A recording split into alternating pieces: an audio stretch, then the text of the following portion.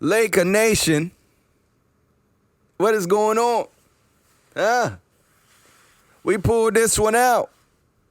Tonight we played the Orlando Magic, and although it was a great game, the Orlando Magic started getting back in the game on us. They started making their run. And they're like, oh, Lord, here we go again. Lakers about to lose to another sub-500 team. And not only a sub-500 team, a team that's only won one game. Not only a sub-500 team, a team that's only won 8 games.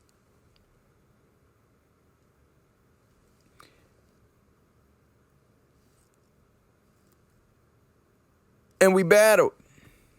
We stayed in it. We didn't break down. We didn't start pointing fingers.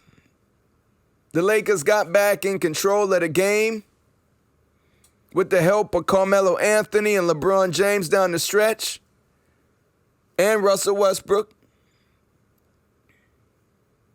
And we got ourselves a victory. We're trying to right this thing. And that's a good sign. That's a good look, especially going on this road trip. You know what I mean? First game of the road trip. We got a dub. And I want to break down this game and talk about the good and the bad and the indifferent. And that's all coming up next on the Film Room Podcast.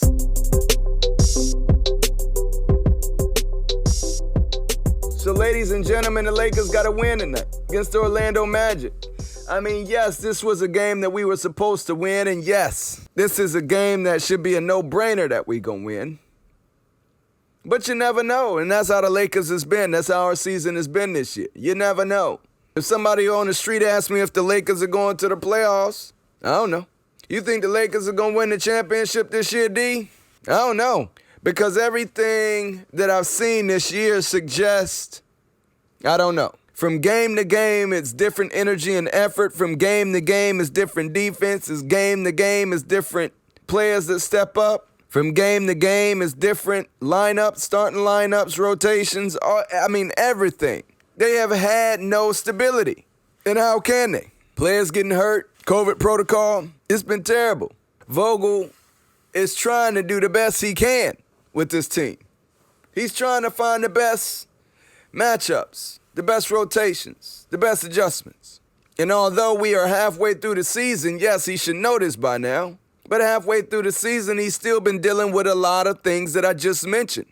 Players being out, not seeing the full roster, not having a full roster all at one time.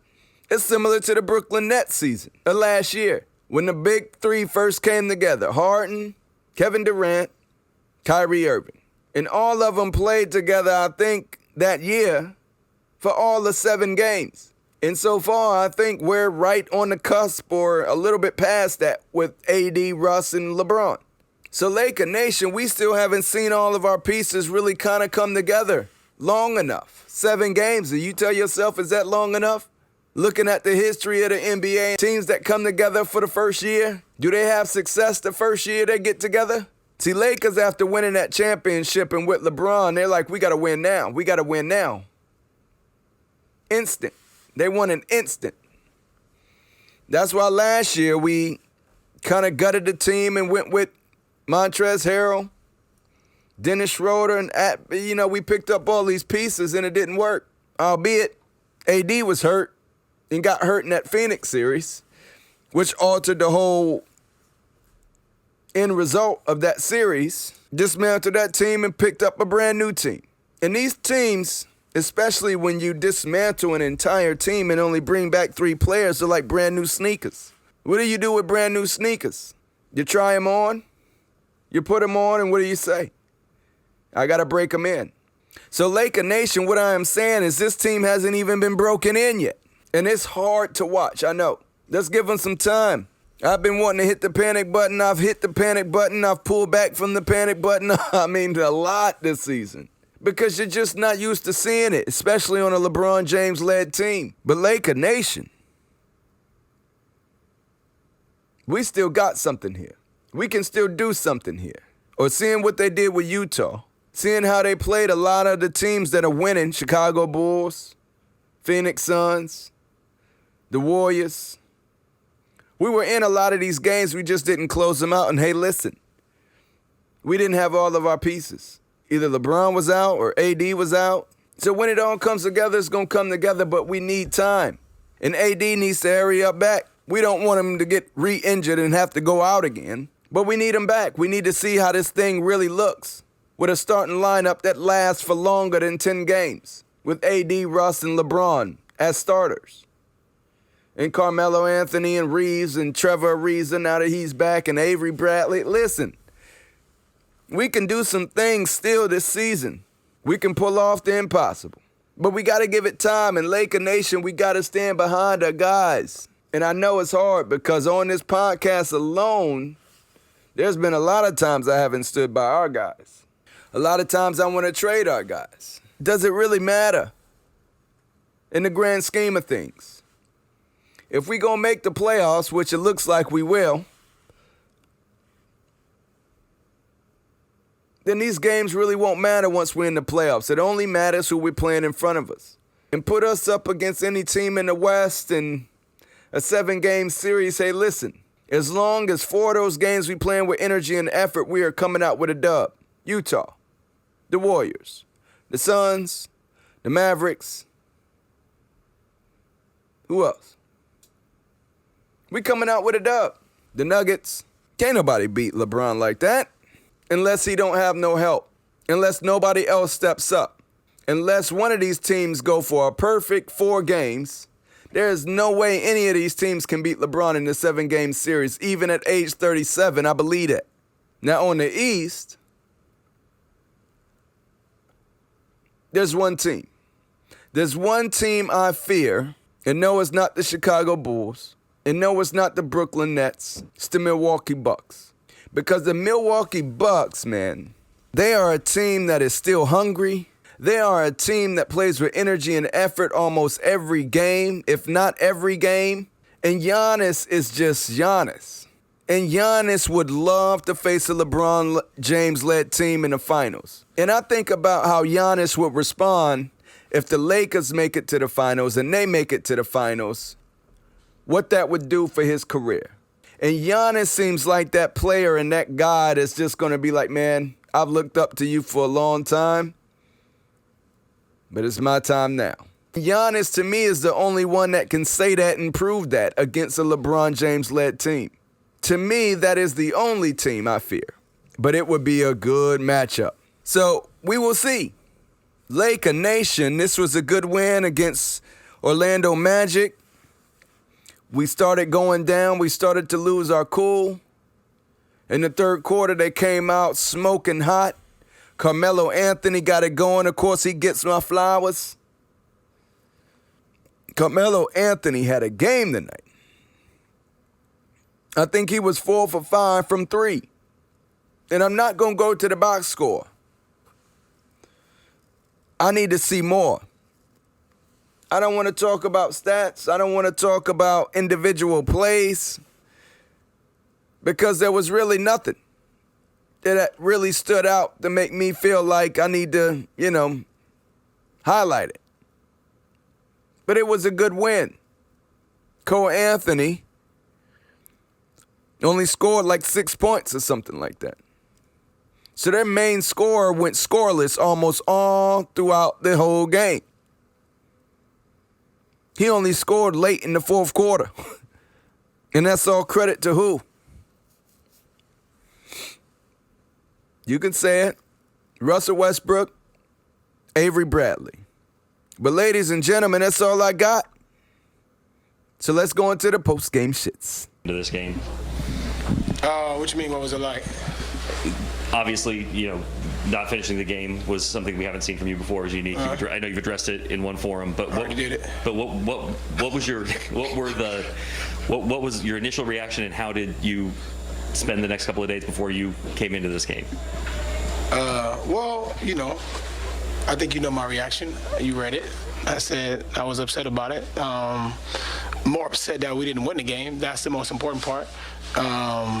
And after that, like I said, I've been here, been doing my job since day one, and doing everything that's been asked of me since I got here. And I'll continue to do that for the betterment of the team and doing what's best, for us, and finding ways to implement how I can make an impact on this team. Russ, how did the communication go with Frank since the Indiana game? I think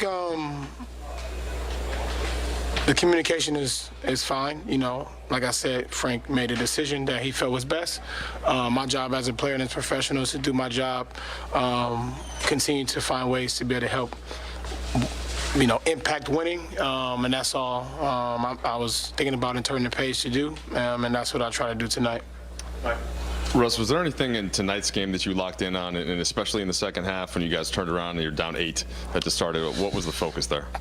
Just getting in the paint and finding ways to be able to make an impact by doing that. Constantly putting pressure on defense, which is something I'm good at, which I think I can make an impact with this team and find ways to give guys easy shots. And then how about defensively, just with it seemed like you switched to a more switching scheme and wondered what the key for you was. Yeah, I think based on their matchups, we decided to switch a little bit 1 through 5, and it was good for us and it worked for us. Did a good job of helping each other out, throughout the game.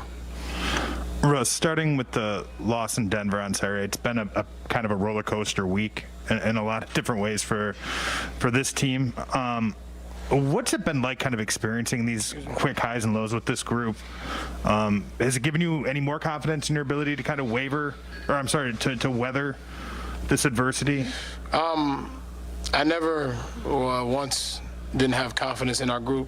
I've been preaching the same thing since day one. And I'll continue to preach is that it's a process, man. It's a process. I know every week we may win a game, we may lose a game, and that happens, man. And we're still trying to figure it out. We're still trying to find ways, the best way to play with our group and getting guys healthy. Hopefully get AD back soon and find a ways to be able to now implement coming back and making sure that we can find a rhythm as a group. I know you've said to us it's a process a bunch of different times. Maybe you did, but I can't imagine you expected this type of week would be a part of that process at this stage of the season. I don't know what to expect. I'm thankful to wake up every morning.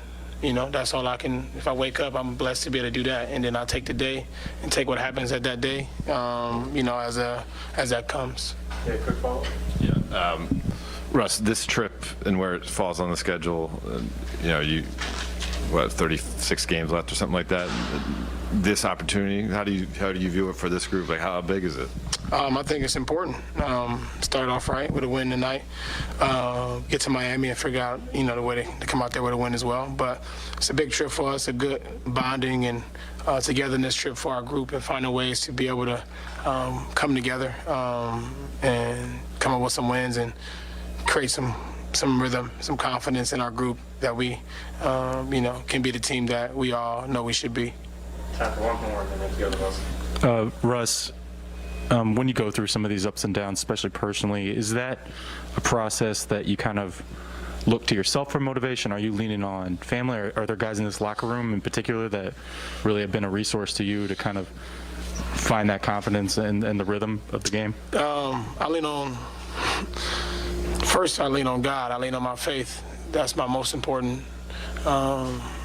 process. That's how I start and figure out how to go from there. So, ladies and gentlemen, we got another game in 2 days.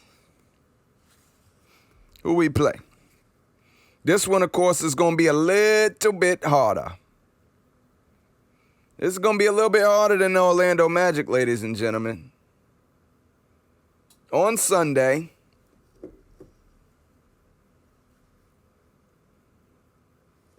at 6 p.m. Eastern Standard Time, we play the Miami Heat. Now, we beat Miami Heat before. Right now, they are 29-16. We are 23-23. Still even Steven. The Lakers are number 7 in the standings. Right above the Clippers. We're right below Denver. We're 3 games back from Dallas, that's in 5th place. We're 6 games back from Utah, that's in 4th place. You know what I mean? So we're not too far off, but, I mean, to get to the 4th spot, you know, Utah is going to keep on winning. So although we're 6 games back, I mean, we got to win 6 in a row, and they got to lose every single game they play in order to beat them, in order to get to that spot. Are we winning 6 games in a row? Let's see who we got. Miami, Brooklyn Nets without Kevin Durant and Kyrie Irving, the 76ers, the Charlotte Hornets, Atlanta Hawks, and then we're back at home with Portland.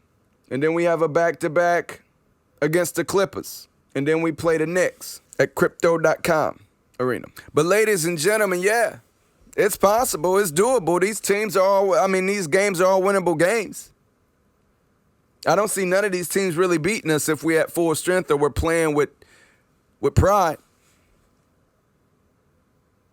You know what I mean? But Laker Nation, y'all have been a beautiful crowd, and I have been a beautiful host. My name is Derek James, and I'm out this bit.